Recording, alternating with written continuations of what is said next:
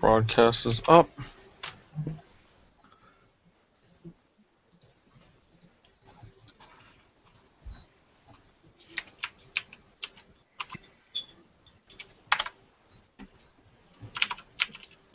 Feel free to retweet that so we get people to watch. Yep.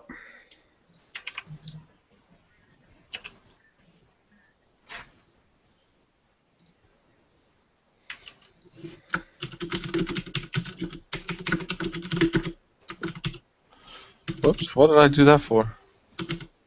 What was that?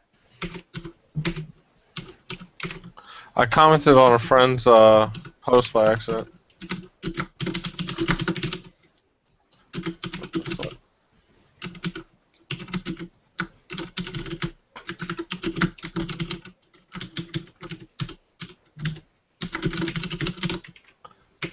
Oh my god, who's going buck wild on the keyboard? That's me. Sorry, I have a mechanical keyboard. It's loud.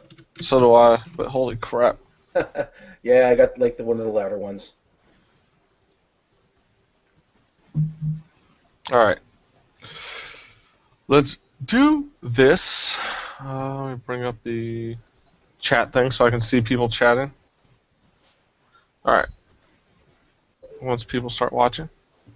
There's a chat thing. Oh god, people are watching? Not yet. Is that Scott? Is he watching? That sounded like Scott. Who said, "Oh God, people are watching"? That was me. No, Oh, you sound like Scott. Alright. I'm sorry. I'm sorry. I'll do my best not to sound like Scott. That would be a good idea. Everything sucks. Yep, that sounds like Scott. Everything sucks. Oh wait, that's me. No, that was you. That was like you like 2 podcasts ago. That was only in the fall. The fall was so bad. It was. It was pretty bad. And you argued with me over it. That wasn't my point, but okay.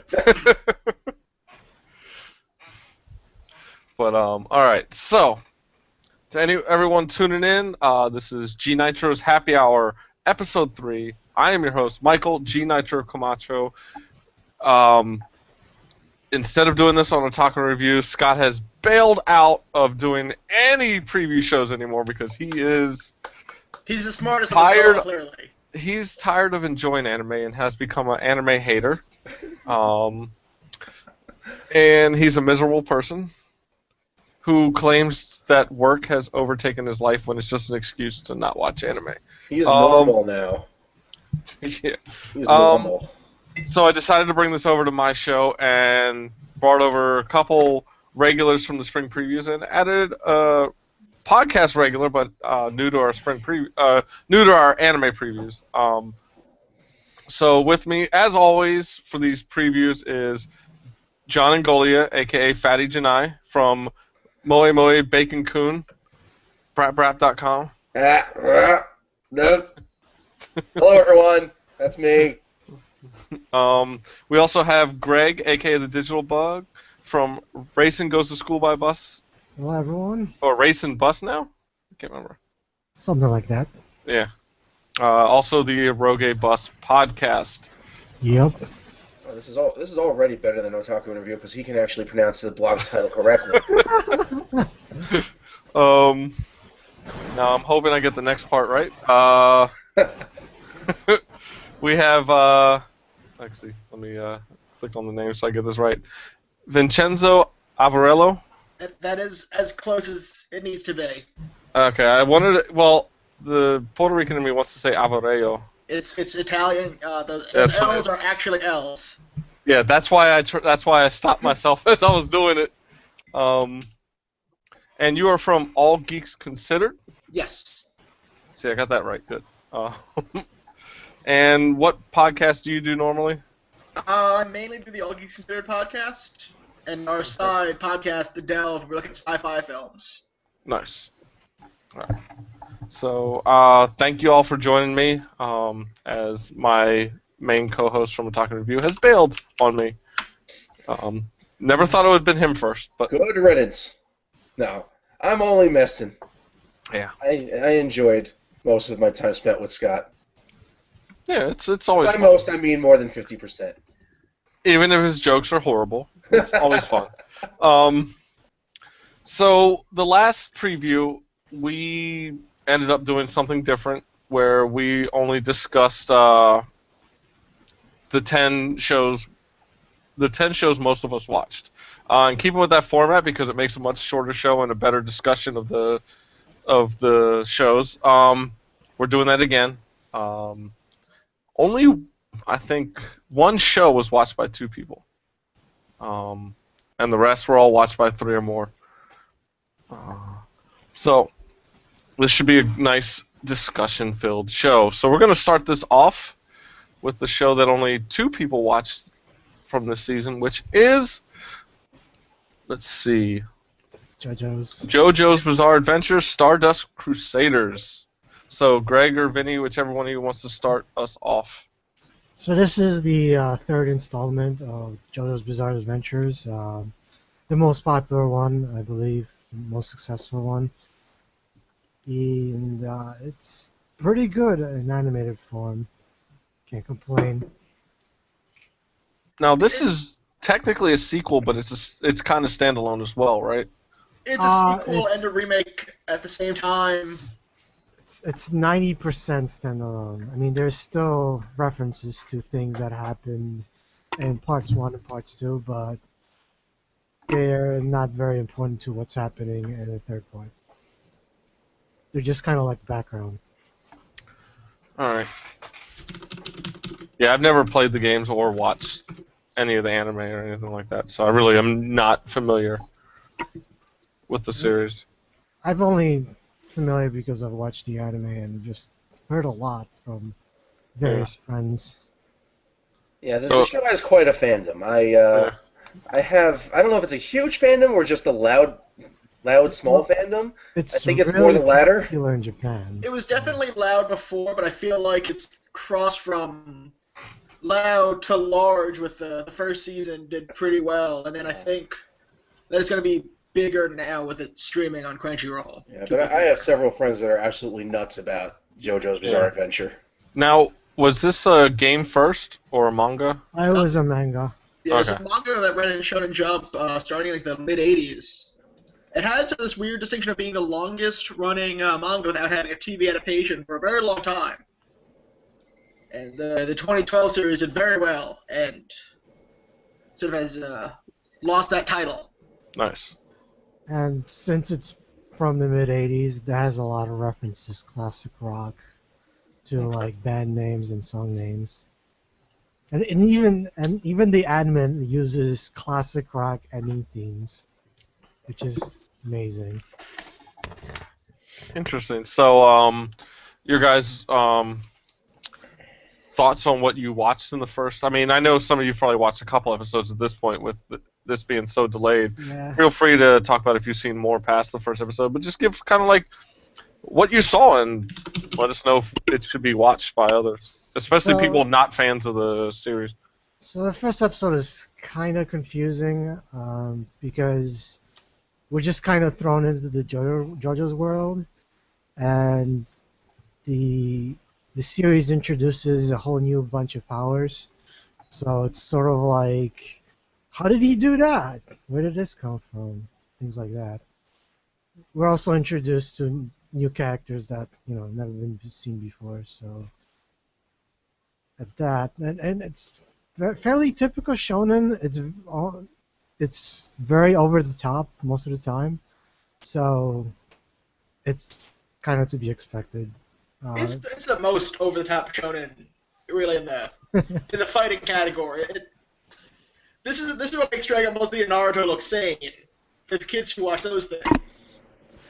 I mean, in part 2, basically the main character fought like the supreme being of the universe and won. So you can imagine how crazy that was.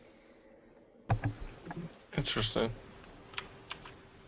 Yeah, I don't know much about JoJo, like I said. So you guys think it's worth watching? Oh, definitely worth checking out if you're into the shonen genre, or if you can't find shonen, of course, you should probably avoid it. But or if you liked it at one point but haven't, enjoyed it recently, this might be one to check out. It does evoke sort of that mid-'80s style that a lot of people associate with anime overall. Plus, it has a very unique art style. It's different than anything else really that exists, in my opinion. Okay. Sounds interesting. Maybe one day I'll check it out. So you're basically saying it's 90% standalone. So will I be okay if I never watch the 2012 series? Yes. Or anything? Yeah. It'll be fine. Okay. Well, you'll be a lesser person because you haven't seen it, but you can watch this season without having any problem. Okay. You could watch this season and then go back if you want, because it's sort of like it makes references, but they're not important references. Okay. Affect the story. Cool. All right. Well, why don't we get into our next show, which is an adaptation of a Korean MMO that's currently out in Korea and is coming out soon here in the U.S. It is entitled Blade and Soul. 3 of you watched this. I did not. So Vinny and Greg talked last time. John, why don't you kick it off? All right, so this is, as Mike said, it's based on a Korean MMO. It's pretty popular in Korea, not out here yet. They have a very nice website, but no news on when it's coming out here. But I digress. The anime is somehow related to this game, which I haven't played at all. But and it wasn't really all that memorable. I mean, the animation seemed okay, but the story just kind of blended in with every other fantasy anime out there. The only thing, I did like the main female lead. I thought she was pretty kick-ass. And that's really all I have to say about that. If you guys want to add to that. Yeah, it's not really anything world-shattering. It's just kind of mediocre.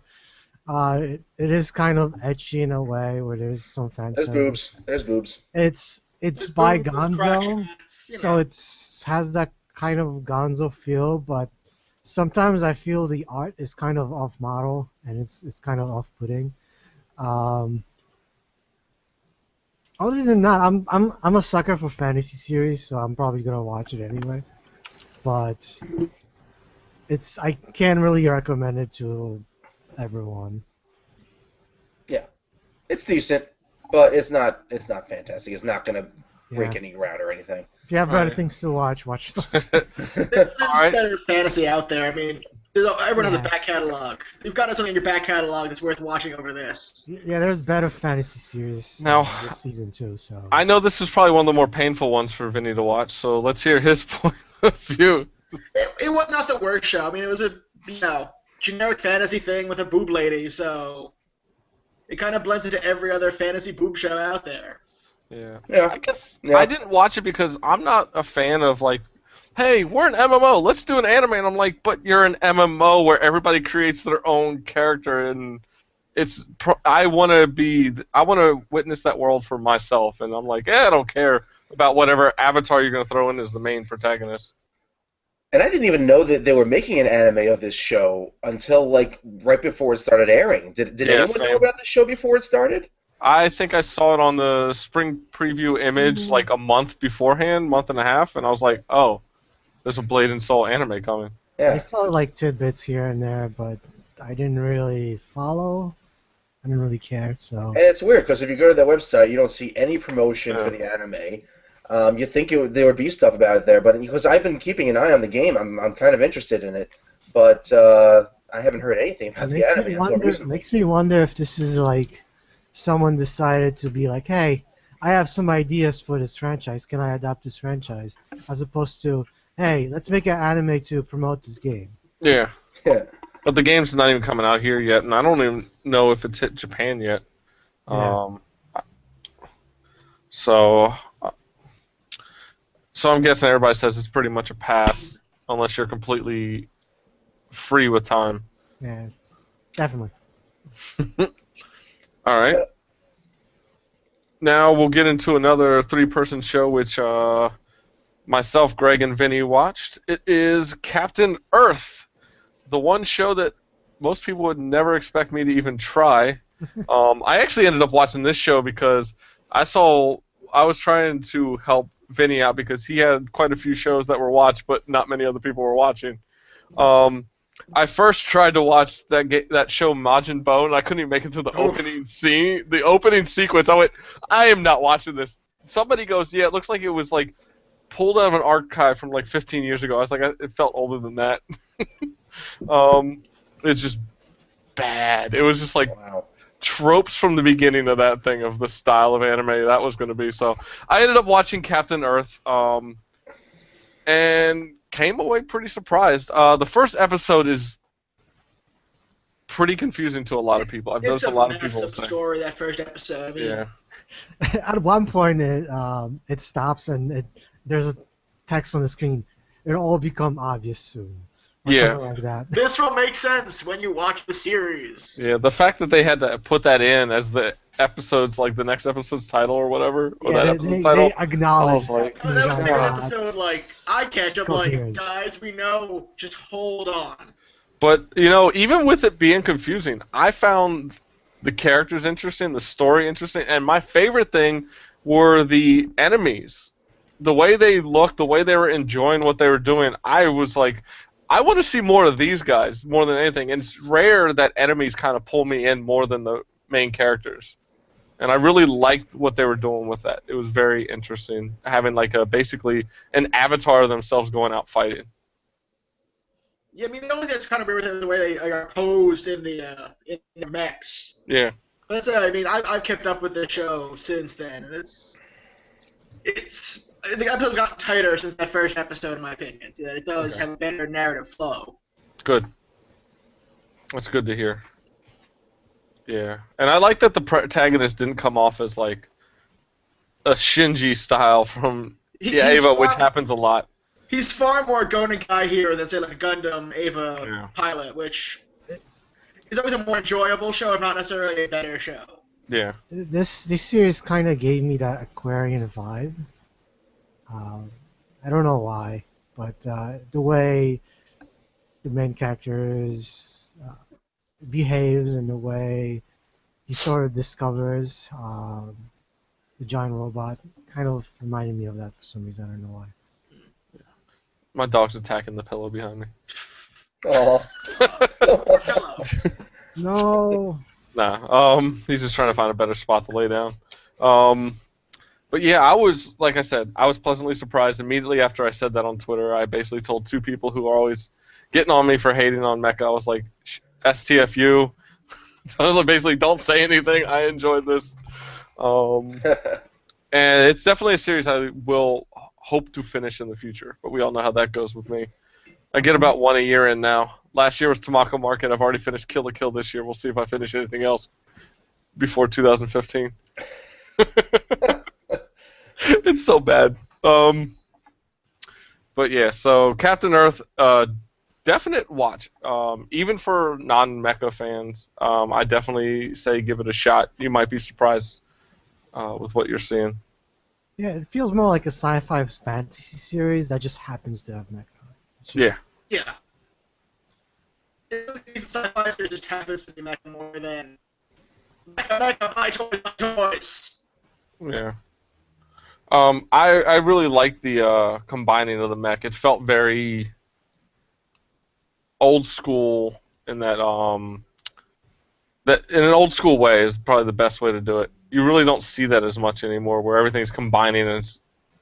Well, it has that very silly of like how much can we push our limits of, put this mecha together. Can we have something where they have to drive a truck over a bridge and then jump out over a bridge, over another gap into another robot, and then leave that robot to form the bigger robot?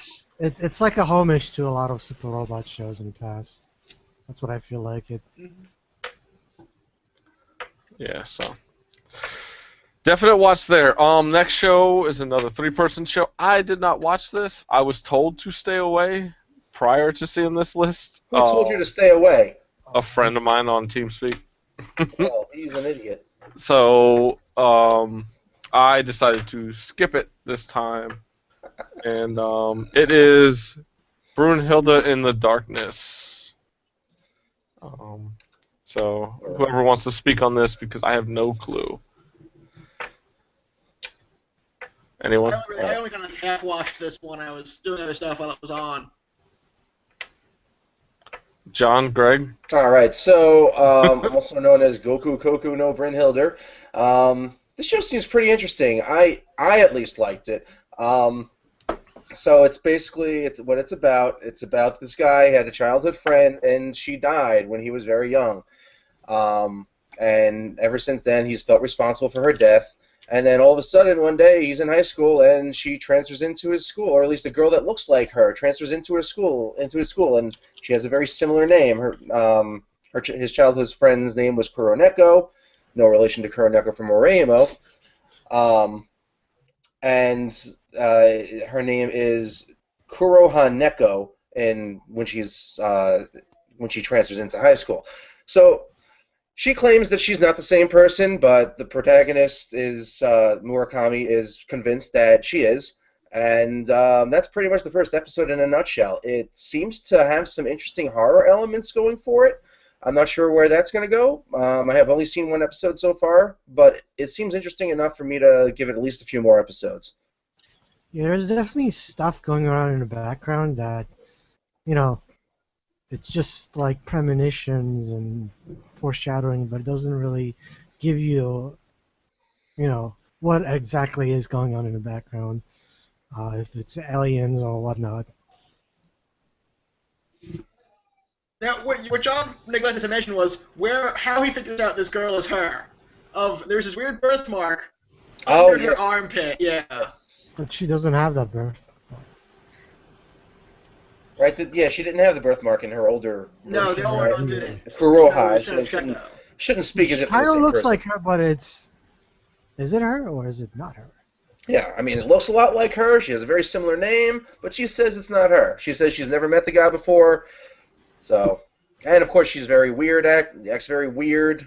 So, you know, there's that archetype. Ink says stay away. Well, screw him. No way, Ink's awesome. No, Ink is awesome. Sometimes Ink is wrong, like right now. Like right now, yes. I don't know. So, Vinny, what'd you think with kind of half being in tune with the show? It didn't quite catch me. I'm not really a big horror person, and it had some weird, it just didn't strike me as something I put a pass on unless you're a horror person or something. Yeah, I tend not to watch the horror stuff. I don't really watch the horror stuff much. Yeah. Or if you're an armpit fetishist, then this show might be for you. Oh, yeah, that. Yeah. Which level is that on the scale, Greg? I know that's on there. It's probably fairly, I don't know. I'm guessing somewhere in the 50s. On my TeamSpeak, we've done that fetish scale from Japan multiple times, and it's scary. I want to be involved in this. It's scary that my friend hit, 69, and his girlfriend hit 70. What is this scale? Explain this to me. I don't want to go too into detail, but it is a very crazy sexual fetish scale where you try to find out how bad are you? When do you finally say, nope, I am done? Oh. It's like a bell curve normalization factor where the higher percentage, the less normal you are. Okay, so do you have a link to this thing? We'll give you after the show. Okay. It'll take some time. Very cool. Yeah, it's definitely. I don't want to go too into detail here. This is kind of crazy. Yeah. And most people probably don't want to hear about it. All right. Let's get to the next show, which is No Game, No Life. I guess the one thing I'm doing wrong here is I'm not reading off any descriptions of these shows. I don't know if that's a bad thing because usually they don't actually match to what you see. Yeah, true, because Scott just reads whatever he can find on the internet, especially Wikipedia, which is usually horrible. Which sometimes contains spoilers. Yeah. Yeah. So No Game, No Life is a show about a brother and sister that are basically both NEETs. The brother's out of school and is NEET. The sister dropped out of school, is 11 years old, and is already a NEET. It's pretty sad on her end, actually. I was like, man, it actually made me feel bad for her in that aspect. So they're basically playing games when an email comes in, and it's about, is this your right reality? And they decide to play a game of chess and end up in an actual fantasy world where there are 10 rules, and the rules basically go over there's no actual murder, theft, basically nothing horribly wrong. You can challenge anyone to a game. You have to do equal betting. I'm trying to think. You have to live up your side of the bargain. If you lose, there's no cheating. Which the 10th rule, no cheating or whatever. You know, as long as you don't get caught. But you know it's going to come into play as soon as that rule pops up. Well, yeah. So. Which it does. Yeah, and they basically are thrust into this world and are basically left alone to fend for themselves to start off with, which they do well in the first episode. But I gotta say, I was interested in the characters right away, but I quickly got bored as the story progressed. And it might be from the fact that there is no real true introduction to these characters and how they are as elite as they are. You just kind of like have to, at least in the first episode, you have to go by the fact that you just have to know that they're good at what they do. First episode really did not do a great job in introducing me into feeling that, okay, just because these guys are good at games, they're now good in this fantasy world. And I just felt like the first episode felt very rushed. Maybe that's the point. Maybe they're not going to be very good at this new world, and they're going to struggle through it. I wouldn't like that. It would be boring. Like, hey, we beat everything. We became the rulers of this new world in like 2 episodes. No, I know, but it's just the first episode did not pull me in to where I felt it needed me to be as a viewer, and I was not interested in jumping into episode 2 after I saw it. We do have one quick comment. No Game, No Life is the story of Fatty Janai, who has no game with the ladies and no social life. That is brought to us by Zaku Wow. Of course Zaku said that. Oh my god, what an asshole. Rude. I thought it was kind of funny. So, I'll let the next person go, whoever wants to discuss this show. I do want to say it looked pretty. Yeah, it is very pretty. One thing I want to add is that it kind of reminds me of Fibrain, the show we previewed a long time ago. It's because it's kind of like this. It involves the geniuses, right? That are really good at like games because they know rules very well and whatnot. And it's kind of like puzzle solving because games are kind of like puzzles. So gave me that vibe, except it's a lot more catered to Otaku instead of the main audience, which is sort of like what Fibrain was for. There's a fight going on Twitter. Oh, But John, what did you think of the show? This show didn't do it for me, really. It's, I don't know, maybe it's because it hasn't really been all that long since I last watched an MMO series, that being Sword Art Online. It just felt way too much like Dot Hack, Sword Art Online, but I know that really isn't fair to say because it's a different premise and all. It's just, I don't know. Maybe I need more time in between before I actually start it. I've been told by numerous people that it's a good show and I should give it more of a chance. So maybe I'll put it to the side, but right now, it's not. I don't think it's something I can pick up right now.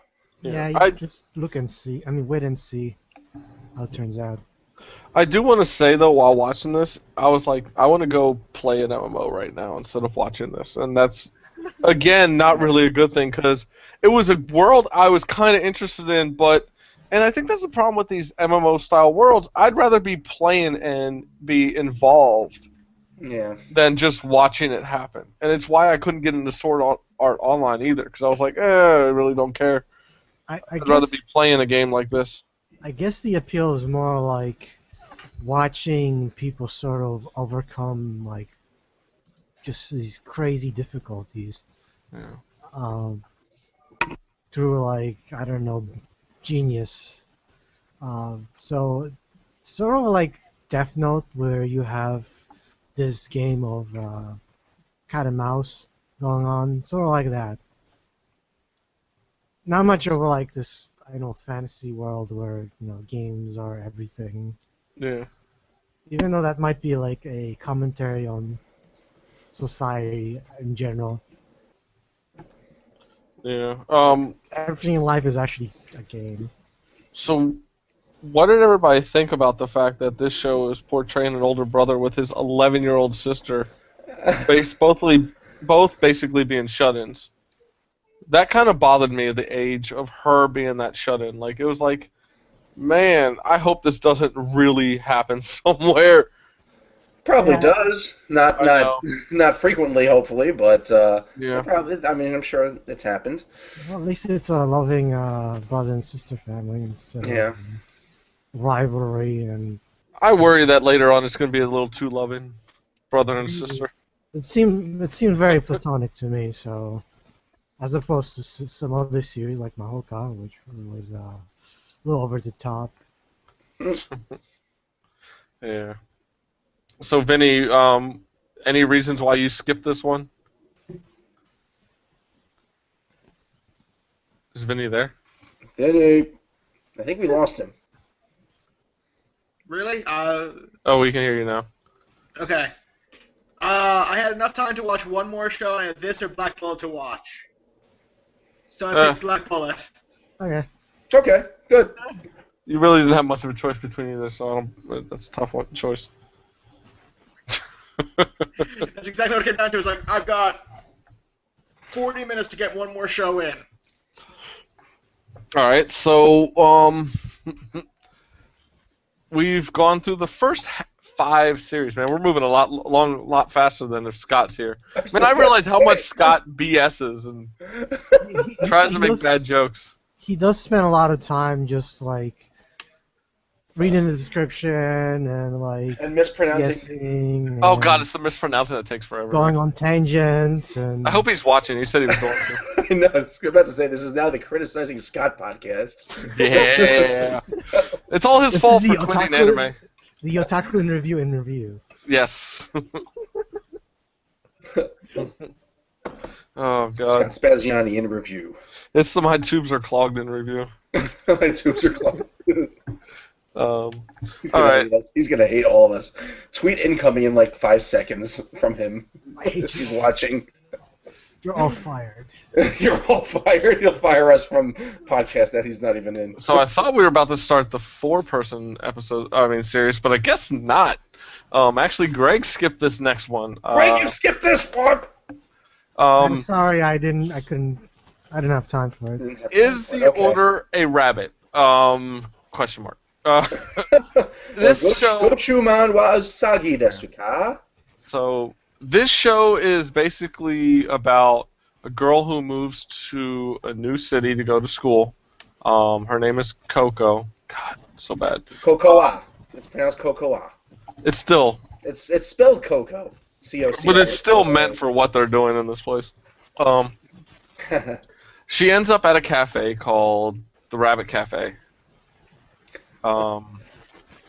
And she meets I can't remember, what's the other girl with the fluffy bunny on her head? Kino? Yeah. Girl, yeah. So she meets her and asks if, basically, she thinks it's a place where you can pet rabbits, order rabbits, blah, blah, to play with them. It's just a regular tea and coffee cafe. It's cute girls doing cute things. I was getting to that point. This is that show for the season, though. This is cute girls doing cute things. There's one every season. And I was waiting for that show to pop up as I was watching, and this was it. And it does it well. It's not overly annoying. It's funny. It feels like... Is this a adaptation of a 4-Coma? Yon Coma? 4-Coma? I don't know. I'll check right now. A lot of the jokes felt like that. And I thought the characters were cute. It definitely gets the moe down. Each person has their own individual personality, as you would expect if a cute girls doing cute things show. There's a little fan service, but it's not. I should say it's not overt. It's not Yeah, it's too in your face. pretty over. There's, Yep, there's the order of But rabbit. it's not like it's like boing and they're showing her boobs bounce in your face, or boing and her ass bounces in your face. Very subtle. Yeah. I would not call the show's fan service subtle as someone, maybe as the not fan of cute girls doing cute things genre. I found this show kind of creepy. I'm just saying for the one part where the girl was in her underwear hiding in the closet, it felt more like that's for the point of the joke and not for the viewer to be like, sexual, oh yeah. God, fap. Yeah.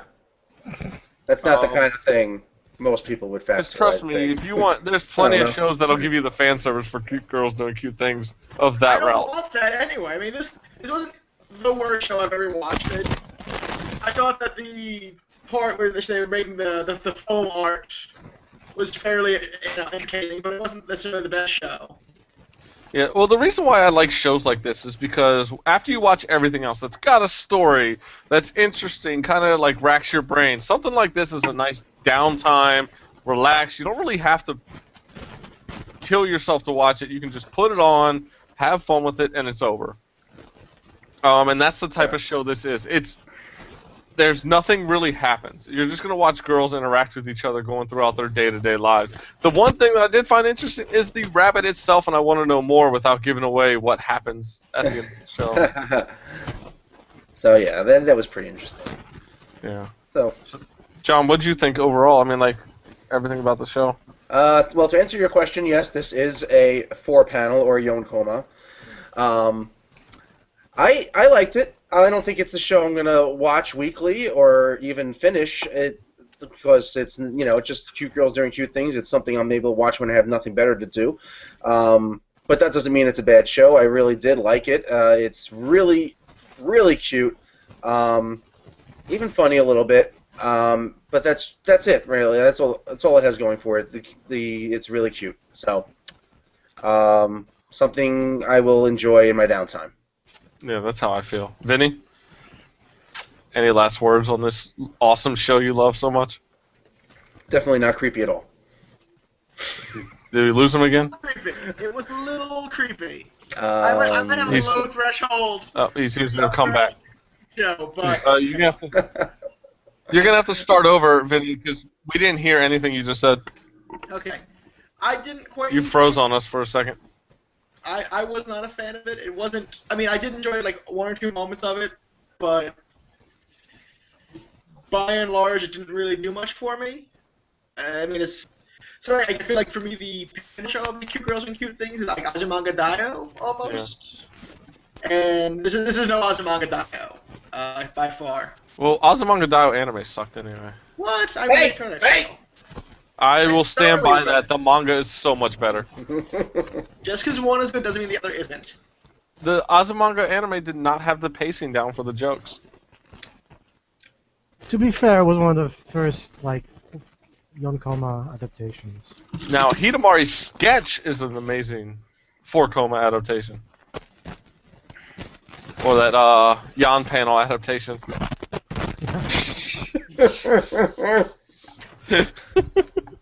Fucking Zaku just tweeted at me, Yon panel. What a fucking moron. He also said, but you know that John was fapping during that sequence. No! Somebody's, I think it's John. What, Or me? something. No, I hear I'm trying it. to figure out who's scratching. Do you hear I it? hear it in my headphones. I'm trying to figure out who it is because it's not showing up on my thing as to where it's coming from. For some reason. Are you hearing it, Greg? Yeah. I'm hearing it. I just put myself on mute and I still heard it, so it's not me. It might be me. I don't think my connection's been a little wonky tonight. Okay. Let me see. So that what is it? What did I just say? Is the Order of Rabbit. My apologies. I was on mute, but I still heard it, so. Okay. Yeah, it's coming Is from the somewhere. Zaku an asshole? Yes. I'm gonna try something real quick. See if I can get it to stop. I don't hear it anymore. Yeah, it's Vinny. Nope, I hear it now. Fuck. It's my mic. I don't know why. Now I can't unmute him. can't unmute him. This is so much fun. There we go. Shit. Well, won't it? There we go. Hello? Vinny, can you hear us? I hear you. You can hear him? I can't hear I can't hear Vinny, no. Sorry, I wasn't paying attention. Okay, there you go. It should be good now. Can you hear me? Yeah. Okay. So it seems it's Greg's mic. Yeah, I don't know why. It just suddenly started doing that. Yeah. I hear it again. Yeah, it's Greg's. Greg. Oh well, sorry. Do you have a fan blowing on it? Oh, I think it was the cable connection. Oh, there you go. Yeah, because it just cleared up completely. Yeah, I just Alright. played with my cables. You And mean you're not using gold-plated cables, Greg? no, I'm not that rich. If they're not dipped in baby blood, what's the point? All right. Sorry for the off-tracking. Before we go into the four-person shows, It's my I fault. want to go around and ask people what they're drinking, so people who are interested. Yes. So, Vinny, why don't you start? I have the Leidenkugel's Summer Shandy. Oh, Oh, I like hate that. Shandy so much. Oh! I love Shandy. I'm really enjoying this. It's got a nice citrus flavor to it. It's crisp and refreshing for a nice summer evening. Have you had their Sunset Wheat? I have not.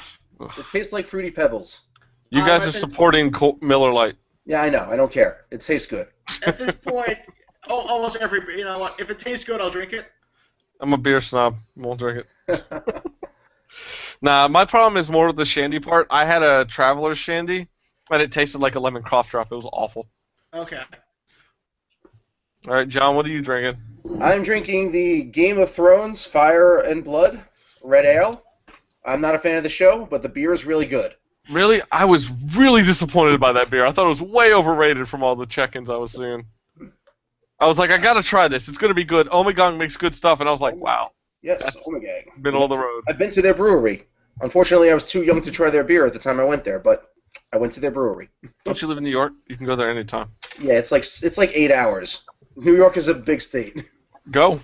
It's well worth it. Before we ask Greg, Ink says Greg just played with his cable. Greg, are you drinking anything tonight? I'm drinking Schufer Hefeweizen, the Nice. German beer. I like Nice. wheat beers because I'm a girl. I And love they're delicious. So Yeah. I am drinking a McKellar Texas Ranger.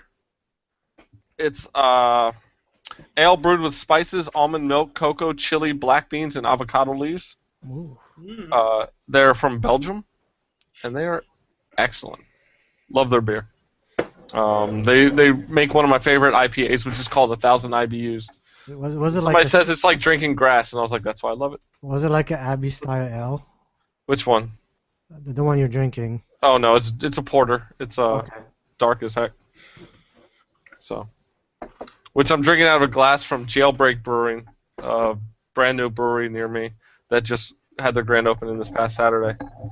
The day after, I think I got my credit card number swiped on a skimmer. Fun times today, getting that canceled. All right. So now these are we're going to the shows that everybody has watched. Yay. So everybody's going to We have have a good take on taste. these shows.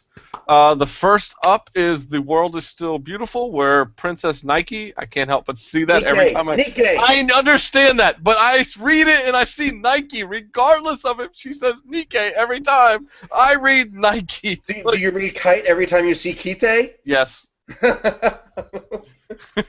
I'm that not how going to lie. everyone I reads pronounced it kite forever. Okay. And I still do. it? Screw you guys, I'm American. I'll pronounce it how I like it. It just happens. Like, it's not like I mean to. So So it's Princess Fujiko Mine, Nikkei. right? What's that? So it's Fujiko Mine, not Fujiko Mine? No, that one I read Fujiko normal. Mine. That one I read normal. It's just these like words like that are just so common. Like, Really, because there are Funimation dubs where it's called Fujiko Mine, not Fujiko Mine. I don't watch dubs, so Wait, they actually dubbed it as Fujiko Mine? Some of the Funimation movies dubbed it as Fujiko Mine. I can't imagine why Do that! I am so disappointed in Funimation Oh. all the time. I'm not surprised that Funimation did that, actually, That's- because Funimation is balls. That's their I'm older. sorry, that's I their really older hate them. Lupin stuff, not the recent series though. So Okay, all right. It's the Luckily, older stuff. Discotek All pretty right. much has the Lupin, most of the older Lupin stuff now. Well, as we all know, old dubs have a reputation for being bad, so Yeah. I'll give them a pass then. So this show's about Princess Nike, who's from the Kingdom of the Rain, or the Rain Kingdom. She comes to the Sun Kingdom to get married so they can stay. God damn it. Autonomous. Excuse me. Trying to think of the word there. And she's supposed to marry the. God damn it, Ink. Ink goes, Princess Nike marries into the Adidas Kingdom. God damn it. That joke was so obvious. I don't. Yeah. So she ends up going to the city, the main port city, early, to kind of take a look around before she meets the king and get married. So she has some mishaps with some shady locals, but also is helped out by a very nice family. We get a glimpse of that she's going to go through some troubles by some people within the ranks. And we see where she herself has some trouble trying to get into the castle, which is an interesting sequence. But so before I give my thoughts on it, I'm going to let somebody else go first, whomever wants to discuss their feelings and thoughts. All right, so I think I'm going to give this one a pass overall. It didn't do much for me. Not that it was generic. It actually seemed kind of, I'd say it felt kind of fresh. But the characters in general, nor the story, just felt kind of boring to me. Main character Nike, there was really nothing interesting about her. So I don't know. Didn't do much for me. Vinny? I actually really enjoyed this first episode. Other than sort of the using rape to make your bad guys, that kind of always squigs me out a lot. So I had issue with that, with making them bad guys, but I enjoyed the main character, and I've actually kept up with the show this season. Nice. And I've been enjoying the Prince character a lot, or the King character. He's been, I think, an interesting character in the sort of in a Machiavellian sense. He's a interesting ruler type leader. Greg? I really liked it because it gave me that like adventure anime type vibe, like Scrap Princess and what are the ones I could think of? Samurai Champloo. You know, anime like that's not very common. And the main character seemed very, very like likable. Like she's this really smart girl who outsmarts everyone pretty much. Except for when she's hungry. Yeah, that's her weakness. Yeah, this is the first show I watched of the season, and immediately like fell in love with the character and what was going on. I remember seeing reading the preview and seeing the image, and I was kind of like, wow, I thought it was going to be a generic adventure anime. I wasn't expecting much from it. It actually turned out to be a lot funnier. To bring it back to what Vinny said about that scene where they kind of hinted at rape with the one daughter. The one thing I liked about that is when they talked about stuff like that is that they were very fourth wall with it. Because they were talking about leveling up, and when the one guy said, "Well, let's have fun," he goes, "Whoa, whoa, whoa! You've jumped quite a few levels there." Like the other guy was like, "Whoa, whoa! That's not what we need to be doing." So I thought that was interesting in that sense, where somebody made a comment, and even in being bad, one of the other guys is like shocked for a second, like maybe we shouldn't. And I kind of like that throughout. Like they kind of had these serious moments, and at times it still kind of lightened the mood when it needed to. You're going to say something, Vinny? It struck me as very Slayers-like series. Yeah. That's sort of the first vibe I got out of it. It's like, this feels like Slayers, and I could really use a show that feels like Slayers right now. I haven't had one of those in a long time. I would say it's Slayers light. It's not as heavy on the constant humor, but it definitely has that vibe. Yeah, it doesn't have the over-the-top gag. I don't know. It didn't feel like Slayers at all to me. And I've seen like 30 episodes of Slayers. I'm saying it's more of a light. It has the Slayers vibe without it doesn't have that over the top. Like, it's not just joke after joke after joke, but it definitely knows how to progress its story and do it in a very lighthearted way while having serious moments. And I really want to continue this series. This is one of my top 3 from the season. And I really, like everybody said, the main character is really good. Very interesting. I want to know more about her power, especially. So, and there was a very, very sweet moment when she did the present for the family at the end. It was definitely heartfelt. So yeah, the world is still beautiful. 3 definite watches and 1 pass from the guy who would pass on one of the best shows of the season, as Zaku says. Man, he's on you today. He's riding you hard today, John. I don't know. I'm ignoring him. I'm not checking Twitter. So whatever he's saying, Zaku, I don't hear you. This is in the happy hour comments. That's why I'm reading them. We have to interact with our audience. Don't care. Zaku's a Otaku, and a dick, and a schmuck, and fuck him. Oh, so mad. So honoring. I'd be so mad. It's my Zaku song I just sang. Yes. Wasn't much of a song. Better stop all that discriminating, John, before I have to ban you I'm not for life. discriminating. I'll ban you for life, like Donald Sterling. Stop racism right now. All right, so the next show that all of us watched is Black Bullet, a show about a deadly virus that hits the land and turns people into monsters. There's a special task force sent out to take care of them, or I should say a special agency that is hired to take care of them. That's probably the better way to put it. It seems like there's probably more than one agency, and there's a interesting bad guy on the loose that can't really be hurt and is kind of one of those creepy evil guys. But my one problem, I will say real quick before I let somebody take over, my only problem with the evil bad guy, it's just such a stereotypical Joker mask on his face. Oh, yeah. Well. I was just like, man, they could have done something a little more interesting than that. You've seen it a million times in anime now. But yeah, the main character basically goes out and fights these things with black bullets. I can't remember the name of the metal they use, if anybody can remember that off the top of their head. Yeah. Blood something, Valadium. Yes, that's it. Yeah. He has another person with him who's meant to fight him. They were basically girls born from an infected pregnant mother. They don't live long, but they have strength and they have to take shots to live, but they're known because they all have red eyes. And those two fight together most of the time. And they're also viewed as rejects in society, so yeah.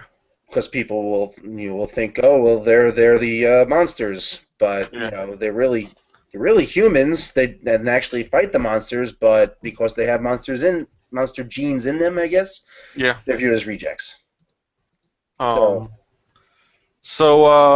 Racist. Vinny, do you want to go first here? On this one? Okay. Yeah.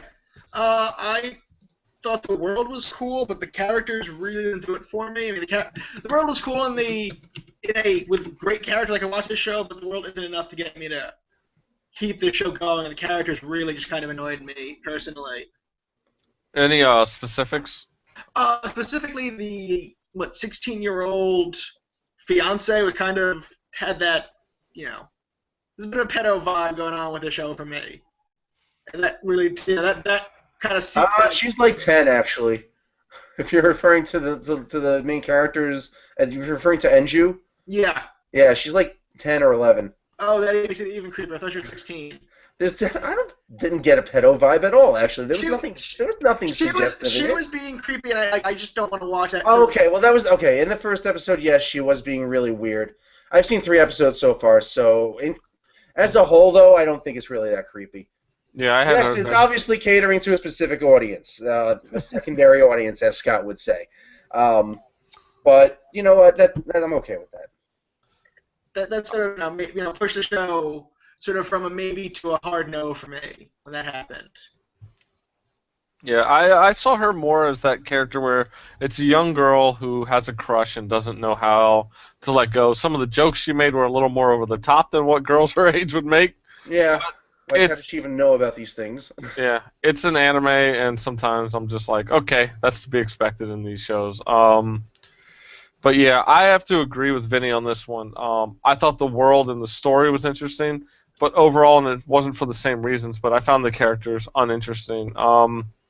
The guy, I just was like, he was dull, didn't have much of a personality. You see him get mad, but then he reacts to a sale on food, and you're just like, it's all over the place without really getting down to who this guy is and what he's really feeling. And I wish they had focused more on what was actually going on with the world and why things were like that in the first episode. Well, they can't spill all the beans immediately. Now, more is revealed in the following episodes, and there's still a lot they have to reveal.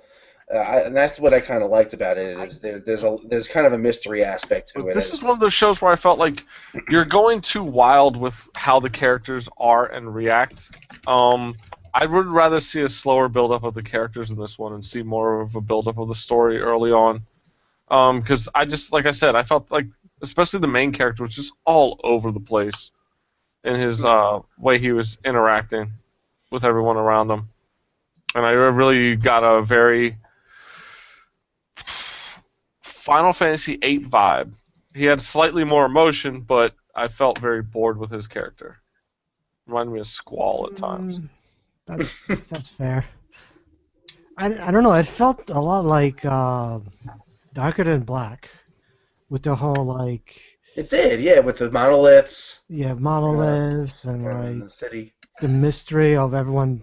It was basically like post-apocalyptic world, in a way. It's also a lot like Gunslinger Girls, where you have caretakers and girls who have like it does have a Gunslinger Girl feel to it as well. Yeah, interesting. So I really enjoyed it in those aspects. Like it's very different than what we're usually used to. Yeah. John? Well, as is obvious so far, I really liked it. I've seen 3 episodes so far. I think the action sequences are pretty awesome, well animated overall. I like the characters. I mean, they're not extraordinary or spectacular or anything, but they're not grating or annoying either. I like the Enju is pretty awesome, except for that one scene we mentioned earlier. And whoever the little girl that follows the villain around, I forget her name, but the blue-haired girl, but she's pretty interesting too. I'm really interested to see like how the story develops and how more about the world is revealed and more of the mysteries are revealed, and because there's still more to discover in this series, and I think it's a very interesting world they created here. Yeah, personally, right now, I would give I can't give a definite pass on this, but I lean more that way, where I'm like, if you got time to catch the first episode or 2 and you see if you like it, give it a shot, but for me, I won't recommend it to anybody to watch for the season. I've got to give it a pass, but it's one of those that if I hear in a few months that the show really worked out really well, I might check it out again. Yeah. I could definitely see that. But just not a great start on the first episode. John sounds like it got a little better as it went on. Alright, so... Man, we're moving right along here. Oh, God. I don't know if I should read this next comment to John. No, I don't care. If it's from Zaku, tell him to fuck off and eat a dick and choke. Well, you just did, so I'll read the comments since you just responded to it. Janai can go join Dark Paladin X and soapboxing for the show. Oh! Don't compare me to that guy. Oh, so great. Oh, I mean, I know he's just trolling, but fuck you. Next comes up a very painful show for Vinny. This is one of my top 3 shows. Painful, but this show is awesome. Oh, this is on my Best shit show list. this season. Oh my so god! far my shit list. Oh my god! This is such a good show. So Fine, I'll leave right now. The next show is Nanana's Buried Treasure. It is about a guy who ends up renting an apartment. He's told to pay the full year up front, and he's allowed to leave at any time, but he gets no refunds. And he quickly finds out that there's a ghost in the apartment, which I thought was a joke at first, too, until you find out that Nanana is truly a ghost in the apartment. My favorite scene, real quick, because it's on my mind, is when the landlady's just like, you've already paid, so feel free to leave if you want. She's just like, hey, not my problem now. So he decides to stay, of course. Very quickly is put to a match of strength against Nanana, in which she easily wins because she's a ghost and it's kind of cheap. And he gets his shoulder dislocated. But he comes to find out there's an interesting story surrounding her. She is one of the founders of the school. She has a lot of secret treasure buried. She only eats pudding. Yeah, she only eats pudding. She was murdered. There's a lot of interesting things going on. There's a treasure adventure club. She meets somebody very early on, which I thought was one of the best sequences, when the girl's like, and you're kind of attractive. And he's like, wait, what'd you say? And she basically turns it completely around on him and like treats him like a complete creep and runs away. But this show, I was surprised. The humor was top-notch from as soon as it started, but they also made the main character and the story surrounding her interesting to me. I was like, wait, how did she become part of this, found in this huge island and the school and all this? And I wanted to know more off the bat. And they didn't present a ghost in like a depressing light. She's there. She's just doing her thing. I'm sure there's going to be some emotional moments down the road. Mm-hmm. But this is a show that for the first episode, it is a lot of wacky hijinks and getting to know the characters around them. I also like the landlady saying, I just want to find a man who will let me drink all the time. That was great. But yeah, so anybody want to give their opinion on the show? Greg, you haven't gone first in a while. It definitely is a mystery show. Like, it focuses on mysteries, and I'm afraid that it'll turn into some sort of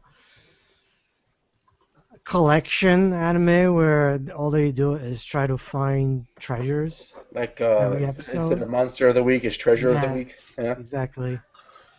So far it has been, but that's only 3 episodes in, so that can change. See, I don't have a problem with it as long as it's fun. Yeah. But it is a lot of fun, and the character interactions are really funny. So that was my big thing on the show, is that the interactions between the characters feel pretty genuine. Yep.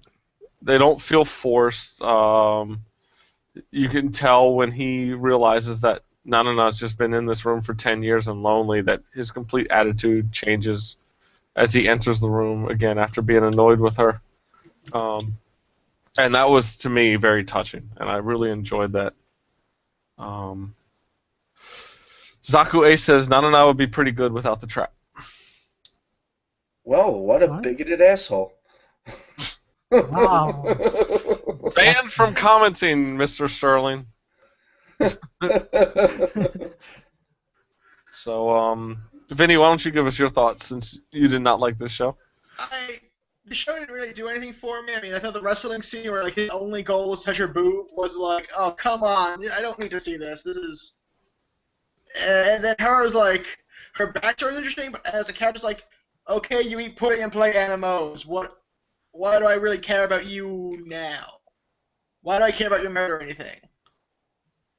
But I think they did that when they showed her being the founder. I felt like that they gave her that interesting background. Her background is interesting, but she's not interesting. Well, like she was the back interesting once, and now it's you're some schmuck who's just sitting here, and I don't need to really.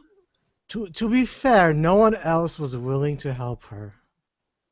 So the MC that showed up is finally someone who genuinely wants to help her. So I'd totally help her.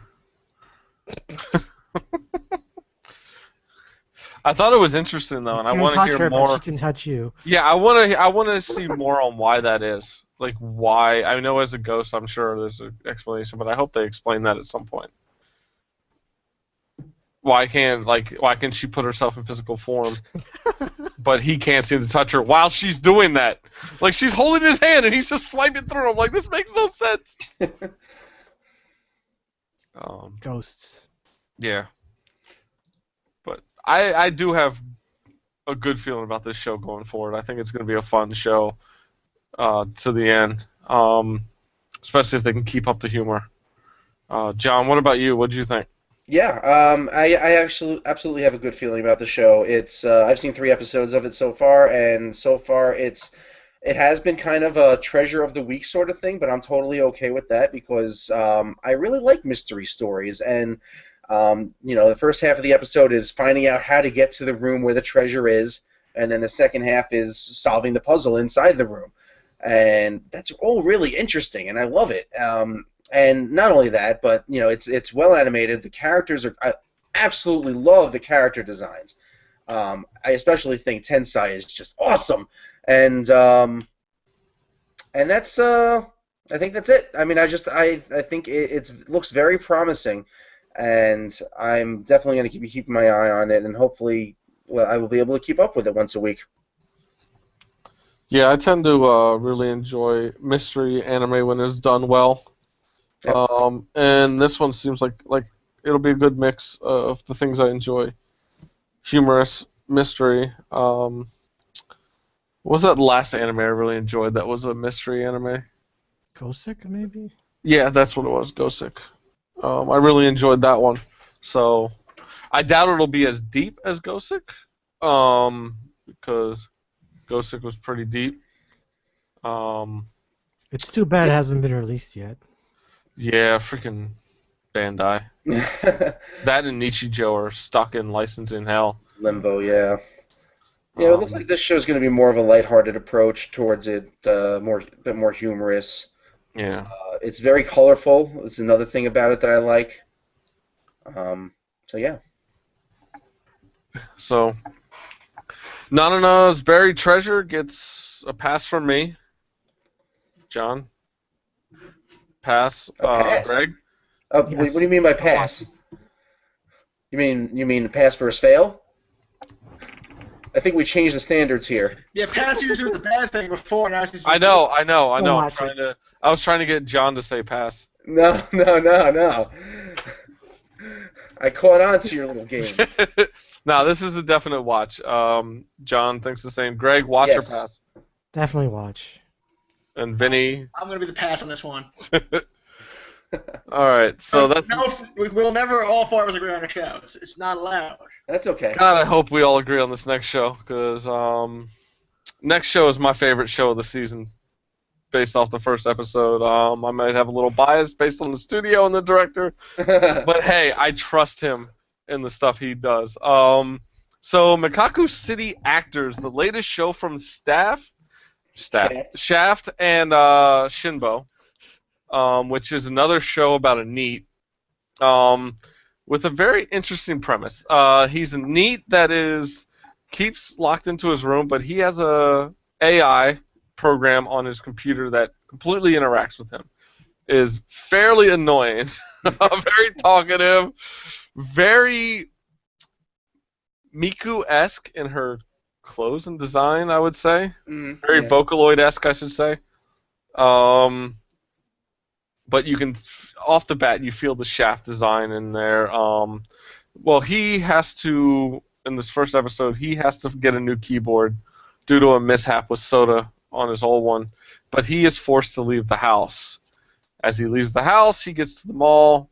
He promises to take the AI on the Ferris wheel since he can carry her along with the phone, and gets caught in a hostage situation in which we have a very odd dream sequence. And at times I was trying to figure out at times if it was a dream or not, and eventually it does like go back and forth. But and it's visually stunning. I just want to start off this one. Visually stunning. The voice acting is great so far. I love the characters. I like the way they genuinely show him as being nervous and what he has to do. He has genuine freakouts of somebody you would expect in that position. Somebody who's not used to socializing and interacting with the world around him. He has true regret of opening the file that contained that AI program at times. Because she is genuinely, at times, annoying to even the viewer. And I'm not saying in a bad way. It gets across what they're trying to portray her as, at least in the first episode. Because even you're like, God, would you just hit the power off button or something? But I found when he started bumping into what I assume will be the rest of the cast, that's when the show really started getting interesting. And I want to see, because you don't really figure out what happened by the end of episode 1. So definitely don't want any spoilers for anybody who's watched past episode 1. But they left on a good part where you're just like genuinely interested to see what comes next. I wanted to start the next episode right away, and if I didn't have other shows to watch, I probably would have. I gotta say, Shaft made another interesting and gorgeous, like just beautiful design and beautiful styling for this show. Anybody who wants to go next and give their thoughts on the show can go ahead. It was definitely unique visually because it's just like really colorful in aesthetic. But it's also kind of all over the place. Like, you don't really know what's going on at all. Yeah, especially during the hostage situation. Yeah. It also starts off like very ambiguous. Like, you don't know what is that all about. Yeah. Maybe we'll find out later, but who knows? Well, they got to finish up that in the second episode, I have to assume, because they didn't finish what happened. They showed what happened in his mind, but that was it. Yeah. So, Vinny? I hadn't watched this to prepare for the episode. I wasn't, again, the AI just really is annoying, and almost to the point of, if it wasn't so beautifully directed and, he wasn't so well written as a character, I'd probably give the show a pass. But I think what makes Aki Kishimo interesting for me is that he is very distinct and very visually interesting compared to most other directors who sort of look like everything else in anime more or less. But he does have his own style to him that I enjoy to watch. And I've only seen the first episode so far, but I'm going to definitely at least check out the second and see how far. But this definitely made it onto my watch list more than I was expecting. John? Pretty much everything I had to say was already said. I just really like the art style. It's the usual Shaft crazy awesomeness. I almost say crap. I don't know why I say crap. But, no. I really do like it. It's fairly interesting story so far. I'm not completely sold on it, but it does look like it's interesting enough to at least give more episodes. And I'll be watching it. I'll probably wait till it finishes airing, but I will watch it eventually. Yeah. Well, it's like I said. I feel like with Shaft, you have to trust them because they put out so many good series outside of Maria Holic, which was awful. Yeah, I didn't like that one either. Yeah. But they've done such a good job, and they've produced really good series like Madoka, the Monogatari stuff. So you definitely see all the influences from all that stuff in this immediately. I think the witch scenes in Madoka are very similar to like the crazy surreal art style during the I guess hijacking of the store. I want to say the animating of some of the scenes really interests me too, because they do a good job of like having things happen, but they do these cutaways that are very artsy, and there will be something almost kind of like the TV's falling slowly or something while something's happening around it, and sometimes they don't always show you everything that's happening, but you get a good feel of what's going on, even when they cut back. They do a good job of that. Very symbolic sequences, like just even them coming through the glass. You just see glass shatter, and they're there. You don't have to see them all coming through. They do. I really love the way they present all that stuff. They can be very minimalist in what they're portraying, but it feels like a lot more than what you're seeing. So, Makaku City Actors was my favorite of the season so far. And as I said before, my bias to the studio may be part of that. But they really haven't let me down much in the past, outside of Maria Holic or the Negima series they did, which was God. And those are both a long time ago, anyway. So yeah.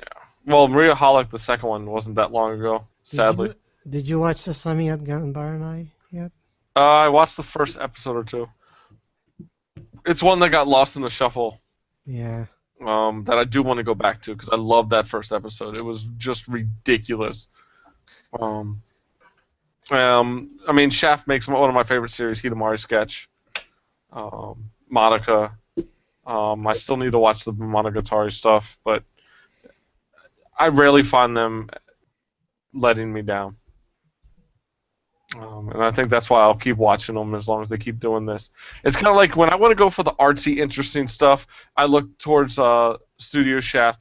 And if I want the Moe, KyoAni provides that almost all the time, and I'm disappointed there's no KyoAni show this season. there will be one next season. Thank God. I forget what it's called, but it looks really interesting. I still need to watch season 2. What is it? Hold on. I think I've seen like a preview image of it, but isn't Tamako? Oh, Amagi Brilliant Park. Amagi Brilliant Park. But isn't Tamako Market season 2 coming out fall? They announced the season 2. Yeah. Oh. I think you're confusing it with the movie. Is it a movie? There's going to be a Tamako Market movie. Oh, I thought they were coming out with a season 2. But yeah, Zaku Ace and not taking a jab at John says Makaku City Actors second best opening of the season. He's capable of making a comment without taking a jab at me? No. I added that in. That he wasn't taking a jab at you this time. He was making a legit comment. Ink did say towards Nanana watch Dust Maiden with Amnesia, much better Ghost on Guy action. Ghost on Guy action. That's one I need to see because I know Charles Dunbar really likes that show. So, and what he likes is usually good stuff. I liked the first episode. I just never watched it anymore. Yeah. And then Ink and Zaku are talking about the best ops, but I ain't worried about that. Best what? Openings. Oh, ops. Yeah. Sorry, I'm reading it as it's typed. Where is this conversation going on? I'm not seeing this anywhere. It's in the Google Hangout has a page where people can watch and leave comments. Yeah, I'm not sure how to get to that. Yeah, not even. At this point, we're almost done. So yeah, it's a little late. Whatever. Well, it was in the Twitter link that I had sent out. Okay. If you had clicked on it, it took you to the page with all the comments. So. Makaku City Actors, I think everybody says give it a try. Yeah, definitely give it a try. Definitely watch it, yeah. Especially if you're looking for something a little different this season in terms of, even if it's just art style. So yeah, I don't know how two like really arty shows this season for me. What's the other one? I'd say Ping Pong is the other one that has a really cool art style to it and does a really nice direction with it. Yeah, I wanted to watch that, but I won't pay for Funimation. I don't watch standard definition. Has their video player gotten any better? They're using Hulu. So their video player is Hulu now. Yes. Wait, pretty so much. if I pay for the subscription, I still have to watch commercials? Good question. Wait, Not on their website. If Okay. you pay their subscription. Okay. I was like, wait a minute, because the whole reason I canceled Hulu is because they doubled the amount of commercials that I was watching, and I went, no, I'm paying you $8 a month, and now you want me to watch 4 commercials a break. I was like, I am done. Hulu's not that great anyways. I have Netflix, and I'm fine with that. Well, I liked Hulu because they had some of the Korean music shows I watched, but then they stopped updating them, so I was like... I mean, Hulu does simulcast as opposed to Netflix, so if you need to watch a show as it airs, then Hulu's for you, but I have no need for it. I won't do those commercials. I can just DVR what I want to watch if I need to. Plus, I only watch sports shows on Monday Night Raw. Well, you can get that with WWE Network. You can't watch Raw on WWE Network, unfortunately. Really? No, you can't watch any of the TV shows because of the channels don't want them to give that up. You get all the pay-per-views. I love it. Well, I would imagine the cable companies also don't want people watching WrestleMania on some online service.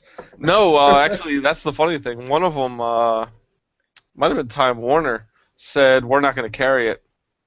And WWE was like, no, you're going to carry it. And they were like, okay, we'll carry They it. said they're not going to carry WrestleMania on pay-per-view, you mean? Yeah. Oh, okay. Well, that would be stupid. I'm not sure why they do that. I think there's only like, I can't remember how many subscribers they have, but I don't think there's enough for the cable companies to get mad about. I did it because I was like, you mean $60 or $70 pay-per-views are now $10 a month? Yeah, no, it's definitely a better deal. Ink does say that the Funimation player is a lot better, but I still don't know if I'm going to pay for it. I might give them another shot. I tried them once, and it was just atrocious. I couldn't get anything to work. Yeah, I picked it up for Space Dandy, and I haven't had a problem, so... Okay. Yeah. I may or may not have fan subbed that first My episode. problem is they also don't have the same feature, the same integration that Crunchyroll has. Crunchyroll has an app on nearly every device you can think of.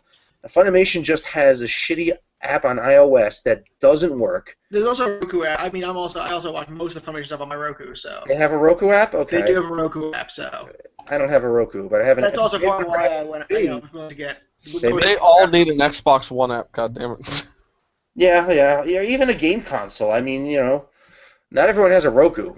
I have an Apple TV. And I would love to be able to say system name, because I'm not going to say anything, I don't want it to hear me.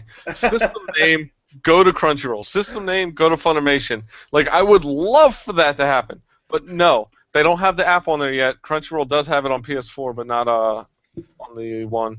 Did you hear about the guy that made his namer tag Xbox Logout? Yes, that was great. And every time someone referenced him, they would log out. That is one of the best YouTube videos anybody could ever watch. Hey, this guy's name is Xbox Logout. No! Like, I was like, genius. Freaking genius. That was well worth the $10 he spent. Yeah.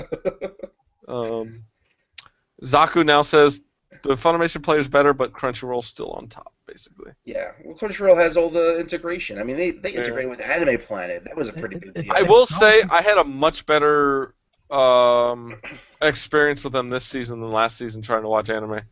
Even when I watched Kill la Kill, I only had one episode where, for some reason, halfway through, it just jumped to the next episode, and I went, wait, what happened? I wasn't even done that episode. This was on Crunchyroll? Yeah, on their website. I've had that happen a couple times where an episode just stops and goes to the next episode, and I'm like... Crunchyroll runs a lot better on their devices. If you watch it on your PS3, Xbox, as opposed to your desktop or laptop... I have a 55-inch TV hooked up to my computer. That's why I'm trying to watch it. Yeah, no, I don't blame you. Until they get on the Xbox One. Don't turn on.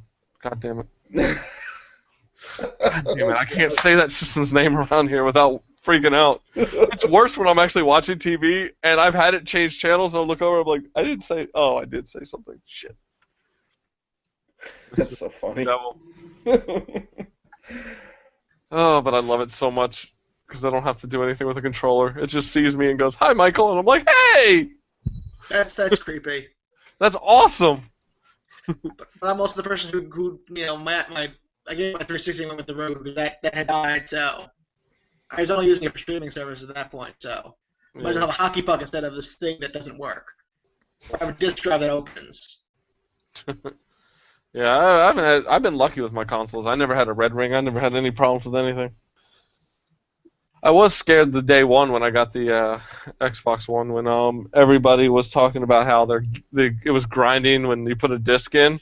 So my roommate's down there, so I set it up and I put the disc in, and I'm just like, and it's like, yeah, freaked out. And what scared me is I put a Blu-ray in it at first. It's like can't read Blu-ray. I'm like, what? I'm like, oh shit, it's not reading the disc though. Come to find out, you have to download the Blu-ray player app first before you can watch it. Now, why do you need to download an app? Because licensing, they don't have to pay for it unless somebody downloads it. So okay. Oh my god. PS3, I think PS4 does the same thing actually. Really? Huh. Okay. Yeah, they don't want to pay for licenses, so. But it's Sony's own property. It might have been the CD player because they're adding that back in. Okay. People bitched about not having a CD player in the system. I was like, Are people still own CDs? I do. I don't listen to CDs anymore. Everything's I do. on iPod. I used to. Like People Saturday. It's the only CD I bought recently. I listen to CDs and CDRs all the time because I am not allowed to have any devices of any kind at work.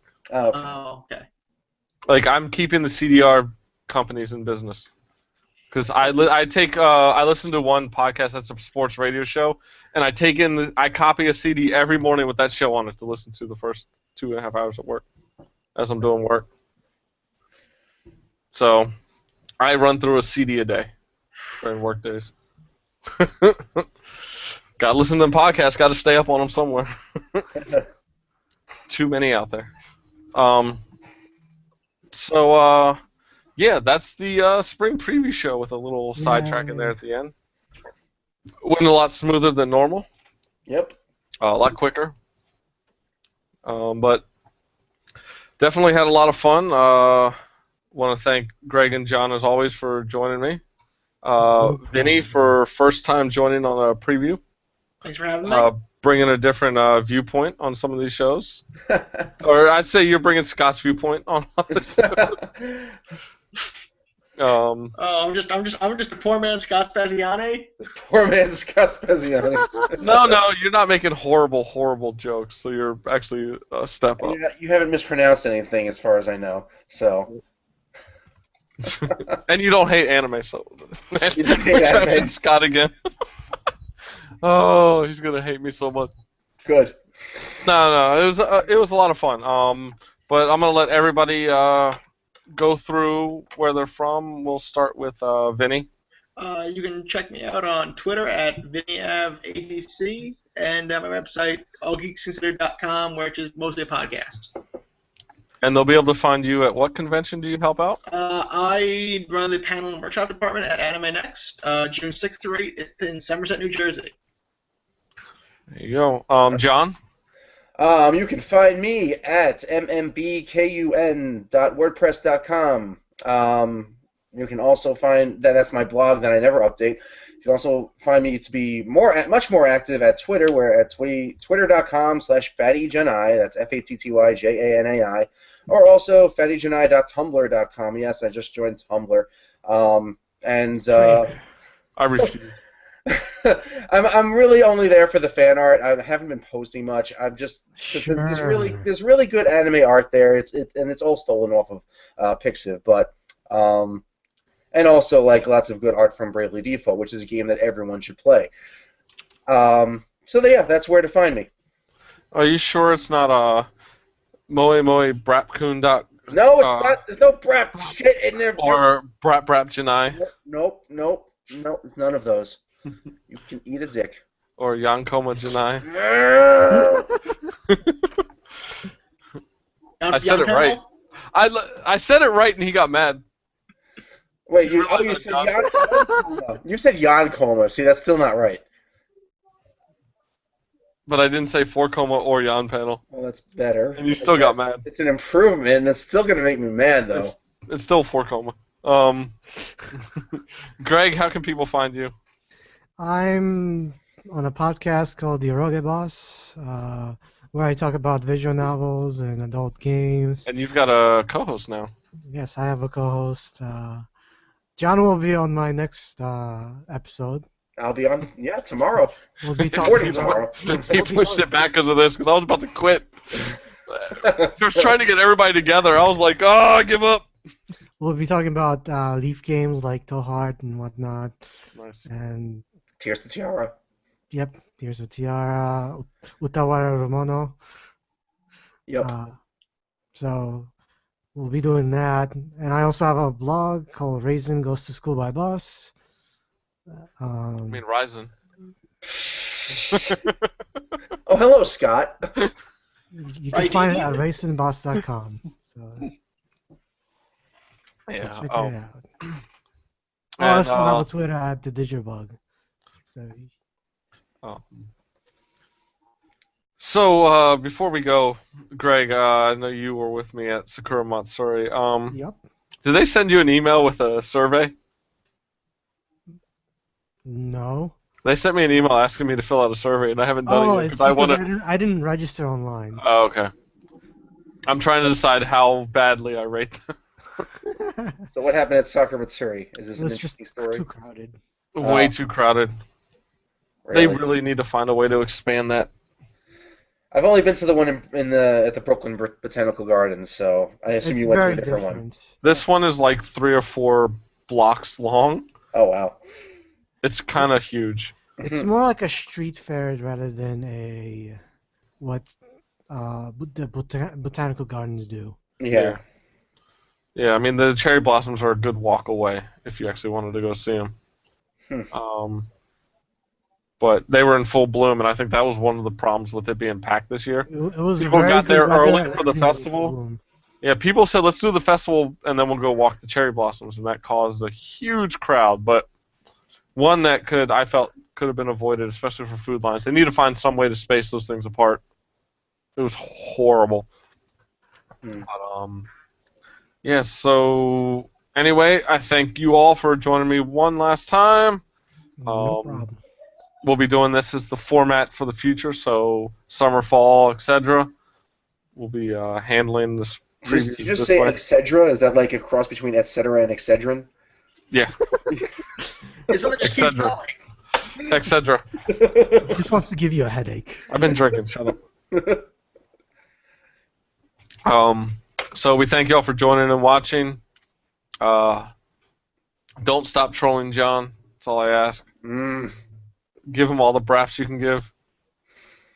And that's it for the show. I'm back on Terra. Peace! All right.